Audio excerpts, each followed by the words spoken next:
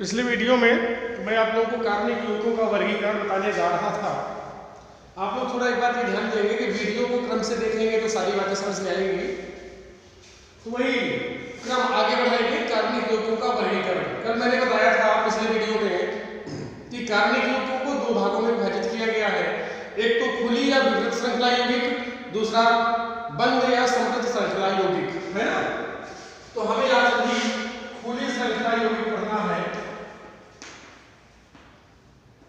खुली श्रृंखला या विवृत श्रृंखला यौगिक, विवृत श्रृंखला यौगिक कार्बनिक यौगिकों के ऐसी श्रेणी जिसमें कार्बन परमाणुओं की लंबी चेन हो,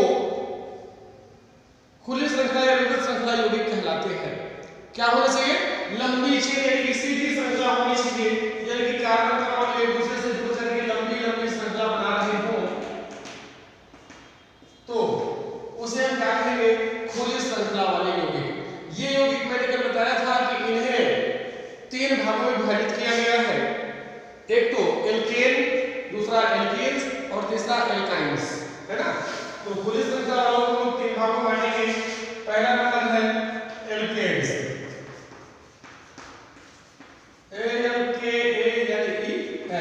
एल्केन्स।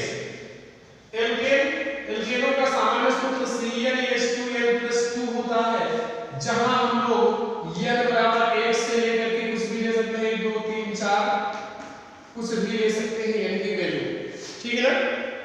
तो ये एल्केन्स जो होते हैं, इनमें कार्बन की चारों संयोजकताएं एकल बंध द्वारा पूर्ण होती हैं और इनका सामान्य सूत्र मैंने क्या बताया?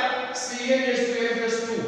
n का मान क्रम से 1 2 3 4 5 हम रखते चले जाएंगे और हमें एल्केन श्रेणी का क्रम से अगला सदस्य मिलता चला जाएगा।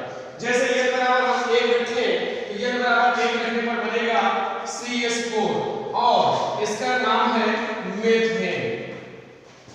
n बराबर 2 रख दें तो 2 रखने पर C2 हो जाएगा, H 2 2 4 और 2 6, C2H6, इसका नाम है एथेन। n बराबर 3 ले लें तो C3H8 मिल जाएगा, इसका नाम है प्रोपेन। n बराबर 4 ले लें तो C4H10 हो जाएगा, ब्यूटेन। अगला हम रख देते हैं C5H12, n की वैल्यू 5 ले ली हम लोगों ने, तो ये बन गया पेंटेन। 6 ले लेते हैं तो C6H14 हो जाएगा, हेक्सेन, इसका नाम हो जाएगा हेक्सेन। 7 ले लेते तो C7H16, नाम हो जाएगा हेप्टेन। अगला ले ले C8H18, आर्टेन। इसी तरह से आगे ले लेंगे नोनेन और डेकेन। 9 और 10 ले लेंगे n की वैल्यू, तो नोनेन 9 लेने पर और 10 लेने पर डेकेन बन जाएगा। इनकी मैंने बताया इनमें कार्बन की चारों संयोजकताएं एकल बंधों द्वारा पूर्ण होती हैं। जैसे मेथेन में ही हम देखें, एक कार्बन है और 4 हाइड्रोजन है, तो ये कार्बन चारों हाइड्रोजन परमाणुओं से एकल बंध बनाता है, 4 संयोजक बंध बना करके अपना स्टेप पूरा करता है। एथेन को अगर ले लें तो एथेन में 2 कार्बन परमाणु और 6 हाइड्रोजन परमाणु आपस में एकल बंधों द्वारा जुड़े हुए होंगे। इसी तरह से प्रोपेन में 3 कार्बन परमाणु हैं जो एक दूसरे से एकल बंधों द्वारा जुड़े रहेंगे, ओपन चेन रहेगी और 8 हाइड्रोजन परमाणु हो जाएंगे और ये इस तरह से अपना अष्टक पूरा कर लेंगे, ठीक। तो ये मैंने प्रोपेन की संरचना बनाई, एथेन की यहाँ पर है, मेथेन की ये है ही। इसी तरह से अगर हम ब्यूटेन की संरचना बनाएं तो ब्यूटेन में 4 कार्बन परमाणु एकल बंध द्वारा सीधी श्रृंखला में जुड़े रहेंगे। कार्बन की 4 संयोजकता पूरी कर लेनी है हर एक कार्बन की। तो हम ये देख रहे हैं कि यहाँ पर क्रमागत यौगिकों में अगर हम थोड़ा सा ध्यान दें तो हमें CH2 का अंतर मिल रहा है। किसका अंतर मिल रहा है? CH2, एक कार्बन और 2 हाइड्रोजन का अंतर मिल रहा है। तो ये हम लोगों ने एल्केन श्रेणी पर ली, ये खुली श्रृंखला यौगिक होते हैं। मैंने अलग अलग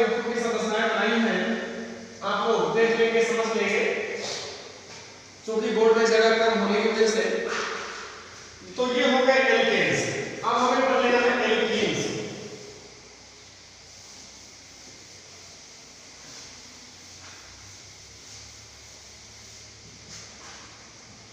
दूसरा है पुलिस श्रृंखला यौगिकों में alkenes, ALKENES, alkenes.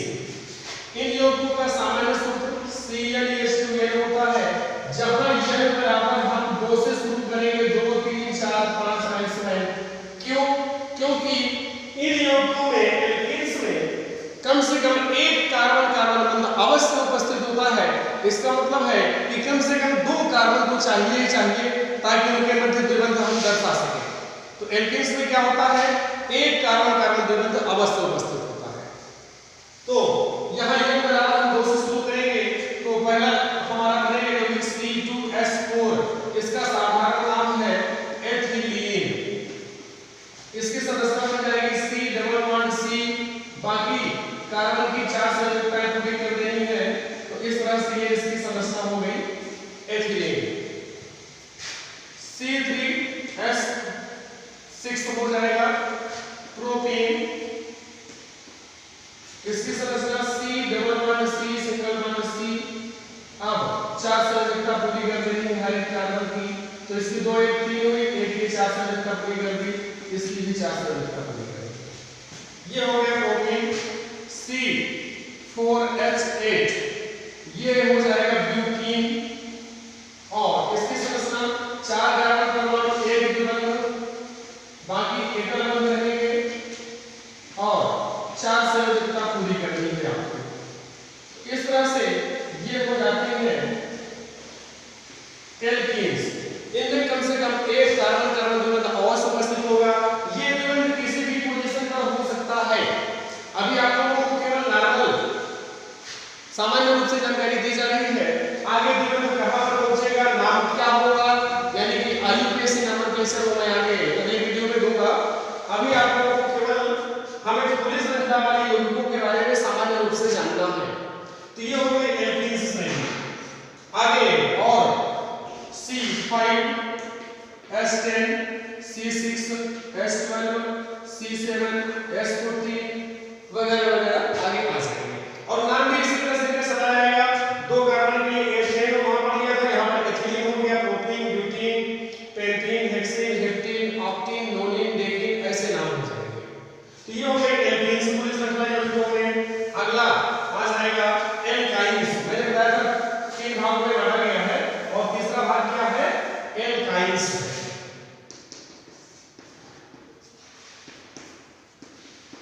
Alkynes ALKYNES। इनका सामान्य सूत्र CnH2n-2 होता है।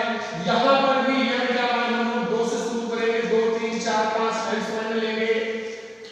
इन यौगिकों में एल्काइन्स में कम से कम एक कार्बन कार्बन त्रिबंध अवश्य उपस्थित होता है, यानी कि ट्रिपल बॉन्ड रहेगा, कार्बन कार्बन ट्रिपल बॉन्ड अवश्य उपस्थित रहेगा। ठीक, तो ये बराबर हो गया कि हम शुरू करते हैं। तो पहला क्या बनेगा, C2H2।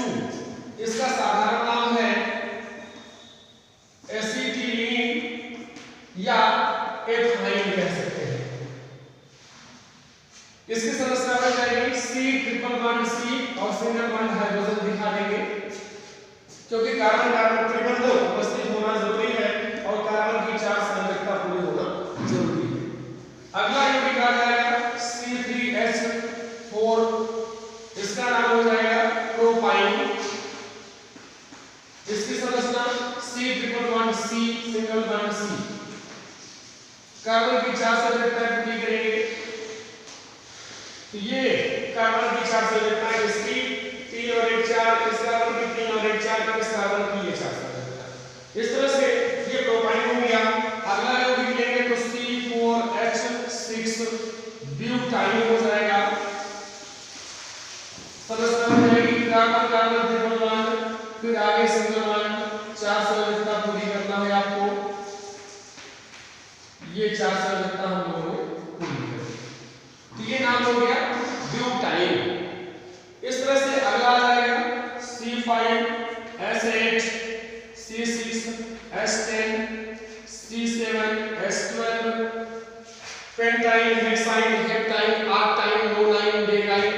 यौगिक हो जाएंगे। तो ये हम लोगों ने खुली श्रृंखला या बंद श्रृंखला यौगिकों के बारे में पढ़ा। इन्हीं को हम लोग एलिफैटिक यौगिक भी कह देते हैं। ये ध्यान देना है आप लोगों को। इनको खुली श्रृंखला वाले यौगिकों को, खुली श्रृंखला वाले यौगिकों को हम लोग एलिफैटिक यौगिक भी कह देते हैं।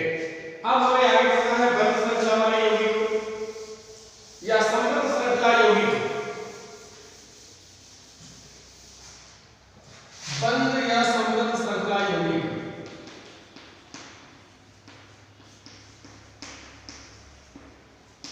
बंद या समृद्ध श्रृंखला यौगिक मैंने बताया था। बंद या समृद्ध श्रृंखला यौगिक जो होंगे इन्हें हम लोग दो भागों में डिवाइड करेंगे। एक तो मैंने बताया था समचक्रीय और दूसरा बताया था विषमचक्रीय। समचक्रीय मतलब कार्बनिक यौगिकों की ऐसे कार्बनिक यौगिक जिनमें कार्बन परमाणुओं की बंद श्रृंखला हो, ठीक, क्या कहलाएंगे? चक्रीय यौगिक कहलाएंगे या बंद श्रृंखला यौगिक कहलाएंगे। इन्हीं को साइक्लिक कंपाउंड यानी कि बंद श्रृंखला यौगिक कह देते हैं। इनमें कार्बन परमाणुओं की एक बंद श्रृंखला निर्मित होगी, बनेगी। ये दो प्रकार के मिलेंगे, समचक्रीय और विषमचक्रीय। कल मैंने बताया था चक्रीयों में, तो हमें पहले पढ़ लेना है समचक्रीय यौगिक।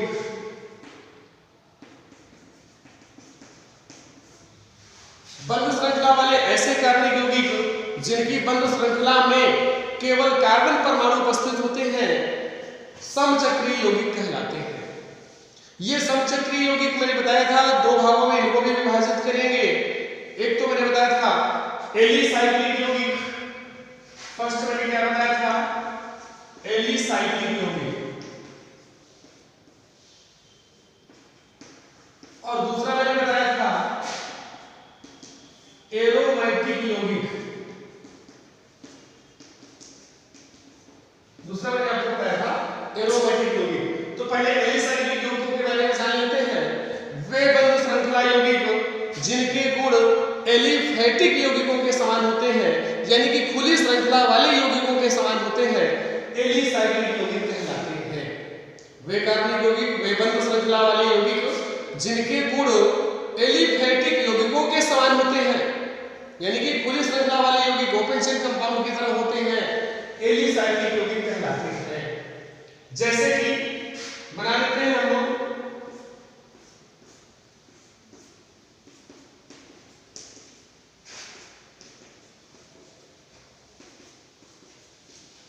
ये तीन कार्बन परमाणुओं की बंद श्रृंखला मैंने बना दी और कार्बन के चार बंध पूरे कर दिए। हर एक कार्बन के चार संयोजकता पूरी कर देनी है। क्योंकि तीन कार्बन परमाणुओं की बंद श्रृंखला है तो तीन कार्बन परमाणु के हमने क्या लिया था? वहां पर नाम प्रोपेन, प्रोपेन नाम लिया था।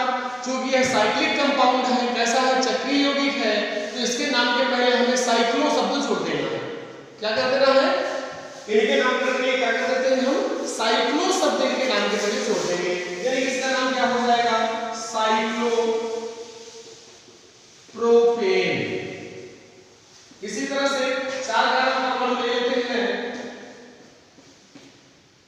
यहां पर भी संयोजकता पूरी कर देनी है आपको। मैं डायरेक्ट H2 रख के दे रहा हूं, ठीक? आप लोग थोड़ा समझ लेंगे, ऐसे करके दिखा लेंगे, दिखाना चाहे तो, ठीक है? इसका नाम हो जाएगा साइक्लोब्यूटेन, क्योंकि इसमें चार कार्बन परमाणु हैं और चार कार्बन परमाणु में हम लोग क्या लेते हैं? ब्यूटेन लेते हैं। साइक्लो शब्द नाम के पहले जुड़ जाएगा, नाम हो गया साइक्लोब्यूटेन। अगला ले लेते हैं, पांच कार्बन परमाणु दिखा देते हैं और हर एक में 400 संयोजकता पूरी कर देंगे। ये पूरा हो गया। क्योंकि पांच कार्बन परमाणुओं की बंद श्रृंखला है तो पांच के लिए हम लोग पेंटेन शब्द यूज करते हैं और उसके पहले लिख देना साइक्लो, तो इसका नाम हो जाएगा साइक्लोपेंटेन। इसी तरह से छह कार्बन परमाणु अगर ले लिए जाए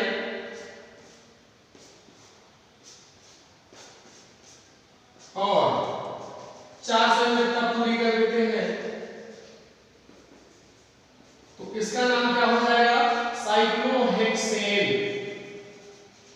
साइक्लोहेक्सेन। तो इस तरह से ये एलिसाइक्लिक यौगिक हो गए जिनके गुण एलिफेटिक यौगिकों के समान होते हैं। इसके बाद हमें दूसरा पढ़ना है अब एरोमेटिक यौगिक। ये अभी हमने एलिसाइक्लिक यौगिक पढ़ा है, अब हमें एरोमेटिक यौगिक के बारे में पढ़ना है। ये समचक्रीय यौगिकों के अंतर्गत है। मैं भी बता रहा हूं आप लोगों को कि ये समचक्रीय यौगिक है। तो अब पढ़ लेते हैं दूसरा एरोमेटिक यौगिक।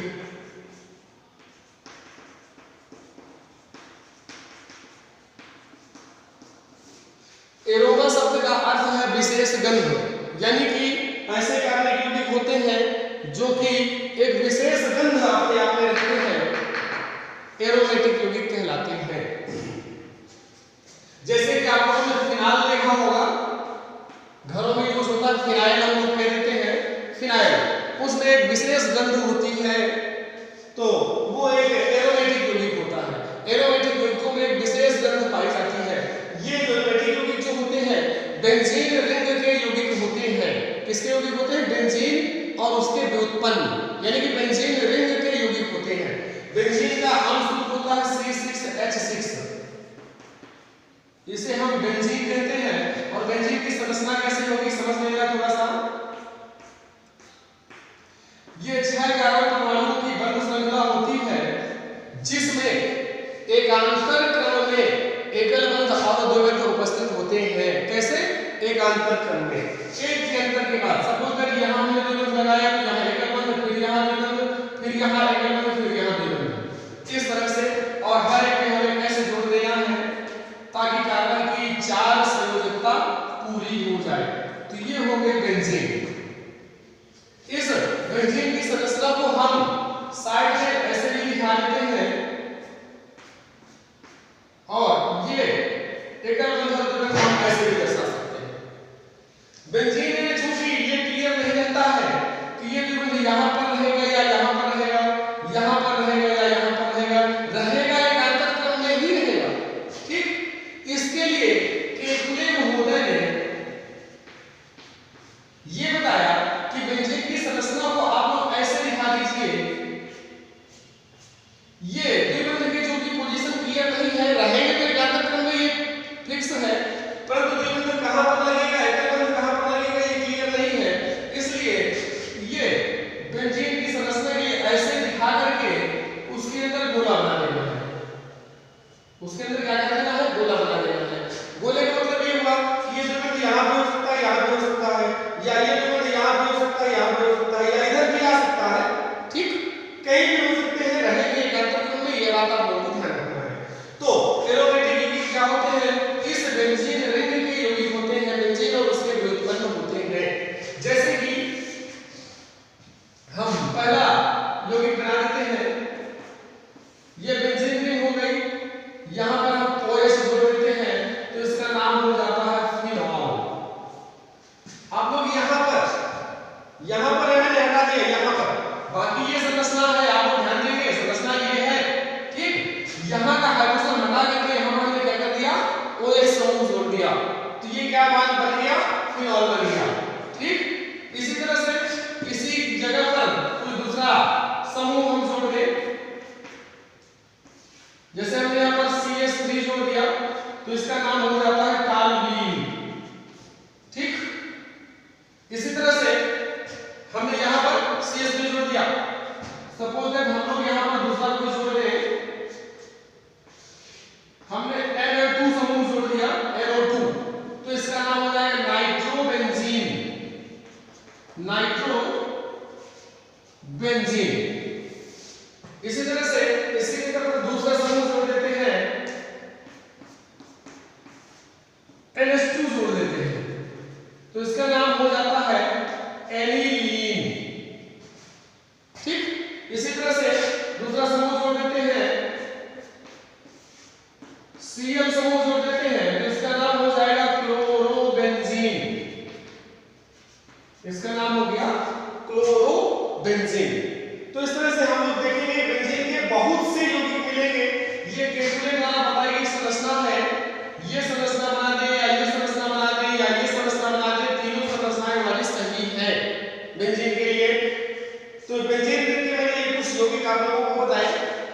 ये एरोमेटिक यौगिक कहलाते हैं। इसमें इन सभी यौगिकों में एक विशेष गंध पाई जाती है।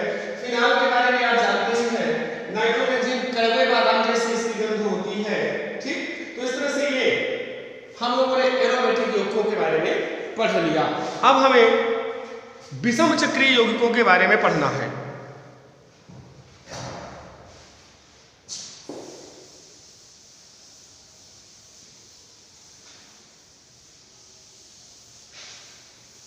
बंध श्रृंखला यौगिकों में हमें विषम चक्रीय यौगिक पढ़ना है।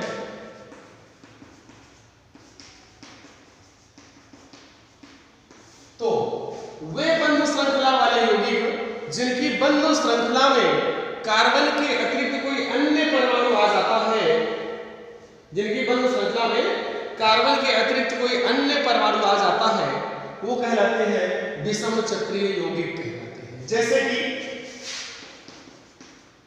CH2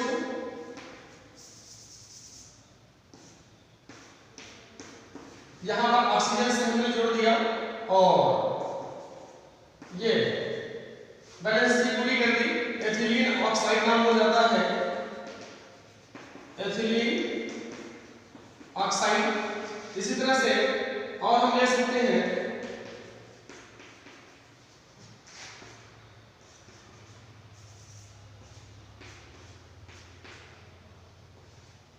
सल्फर जोड़ देते हैं, थायोफिन नाम हो जाता है। इस तरह से हम देख रहे हैं कि इनकी बंध श्रृंखला में यहां कार्बन कार्बन कार्बन यहां पर एक नया यौगिक जुड़ गया। इसी तरह से यहां पर दूसरा यौगिक कर रहे हैं,